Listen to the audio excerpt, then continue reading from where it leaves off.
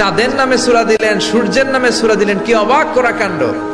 আবার এই চাঁদকে বিশ্বনবী দুই ভাগ করেছিলেন, সেটাও কোরআনে আছে না নাই?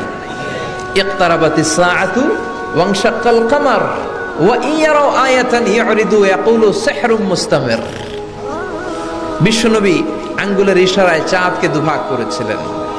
মক্কার কুরাইশরা এসে বলল, আব্দুল্লাহর বেটা মুহাম্মদ, তুমি যদি আকাশের পূর্ণিমার জলজলে চাঁদকে দুই ভাগ করে দেখাতে পারো তাহলে বিশ্বাস করব যে তুমি নবী, আর যদি দেখাতে না পারো তাহলে তুমি নবী নও। বিশ্বনবী গ্রিন সিগন্যালের জন্য উপরে তাকালেন, কারণ বিশ্বনবী মন গড়া কিছু বলতেন না, উপর থেকে সিগন্যাল আসলে তারপরেই বলতেন। চিল্লায় বলেন ঠিক কিনা? বিশ্বনবী গ্রিন সিগন্যাল পেলেন, বিশ্বনবী বললেন অবশ্যই আমি দেখাতে পারবো।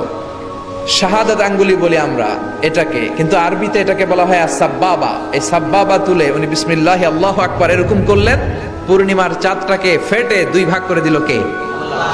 একটা চলে গেল জাবালে আবু কুবাইস, সাফা পাহাড়ের উপরে যে অংশটা। জাবালে আবু কুবাইস আউয়ালু জাবাল ফিল আলাম, পৃথিবীর প্রথম পাহাড়।